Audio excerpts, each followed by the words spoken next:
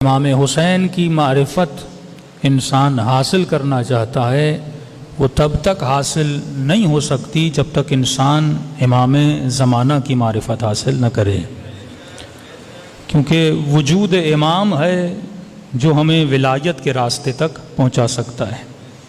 اس کے علاوہ کوئی نہ راستہ ہے نہ کوئی طریق ہے جو انسان کو ہدایت پہ لا سکتا ہے۔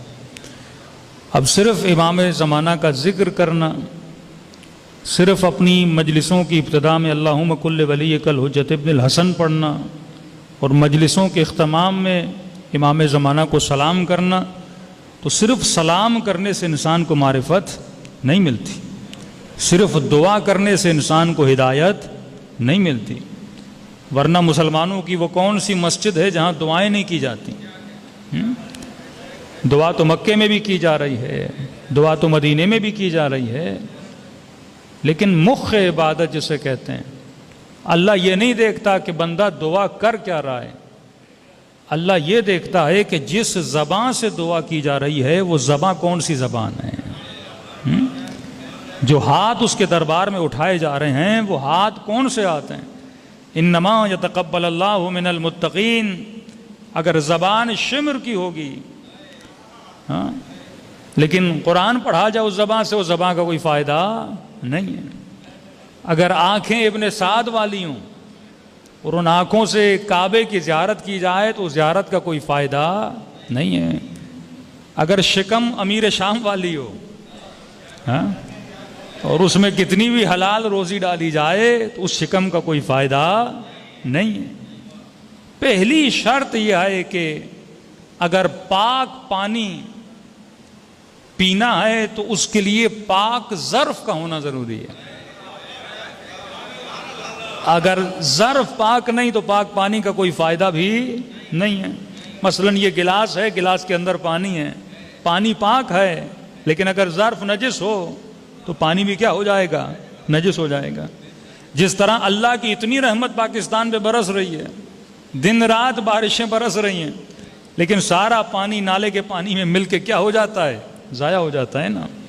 لیکن آپ دوسرے ممالک میں چلے جائیں، انہوں نے بارش کے پانی کا الگ سسٹم بنایا ہوتا ہے، ڈریننگ سسٹم الگ ہوتا ہے، اس سے وہ پانی کو سیو کرتے ہیں، وہ پانی ڈیم میں جاتا ہے، پورا سال اس ملک کے رہنے والے اللہ کی برسی ہوئی رحمت کا پانی پیتے رہتے ہیں۔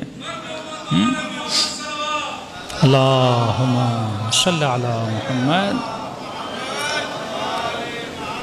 تب اللہ کا کام ہے آپ کے شہروں میں، آپ کے ملکوں میں آپ کے اوپر رحمت کا پانی برسائیں، لیکن وہ سسٹم کون بنائے گا؟ وہ انسان کا کام ہے۔ یہ ڈینج سسٹم کون بنائے گا؟ انسان بنائے گا۔ اللہ کی برسے ہوئے رحمت کے پانی کو الگ کون کرے گا؟ یہ انسان کرے گا۔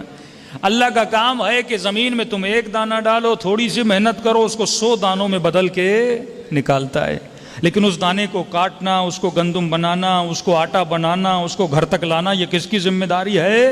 انسان کی ذمہ داری ہے۔ امام حسین کا کام تھا کہ کربلا جائیں اور پوری انسانیت کو پیغام دیں۔ سیدہ زینب کا کمال یہ تھا کہ بی بی کے صدقے میں آج یہ مجلسیں بپا ہو رہی ہیں۔ امام زین العابدین کا کمال یہ تھا کہ آج تمہارے گھروں میں صحیفے سجادیہ ہے، آج تمہارے گھروں میں مفاتیح الجنان ہے۔ تو ان کا کام ہے کہ چیزوں کو پلیٹ میں رکھ کے تمہارے گھروں تک پہنچانا، لیکن اس چیز کو کھانا، اس سے استفادہ کرنا، یہ کس کا کام ہے؟ انسان کا کام ہے۔ مسجد کا مؤذن زیادہ سے زیادہ اذان دے سکتا ہے، وہ یہی بول سکتا ہے کہ حی علی الصلاۃ، حی علی الفلاح، حی علی خیر العمل، آ جاؤ نماز کی طرف، آ جاؤ بہترین عمل کی طرف، آ جاؤ معراج عبادت کی طرف۔ وہ صرف صدا دے سکتا ہے، لیکن گھر سے چل کر مسجد میں آنا یہ کس کا کام ہے؟ تیرا کام ہے۔ محرم کا کام ہے مجلس عزا کا فرش بچھانا، لیکن اس مجلس سے فائدہ لینا کس کا کام ہے؟ آپ کا کام ہے۔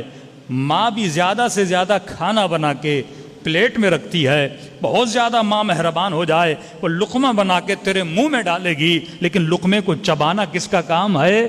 تیرا کام ہے۔ اب یہ نہیں ہو سکتا کہ بندہ بولے چباؤں گا بھی نہیں، پیٹ میں ڈالوں گا بھی نہیں. اللہ فرماتا ہے نہیں, میں صرف تمہیں ہدایت کا راستہ دکھاتا ہوں, میں تجھے یہ بتاتا ہوں کہ انعمت علیہم کون ہے, تجھے کن کے راستے پہ چلنا ہے, لیکن ان کو تلاش کرنا یہ تیرا کام ہے, حسین کو ڈھونڈنا یہ تیرا کام ہے, امام زمانہ سے ملنا یہ تیرا کام ہے. اب تو ایک قدم بڑھاتا ہے, خدا 10 قدم بڑھاتا ہے. صلوات پڑھے محمد و آل محمد.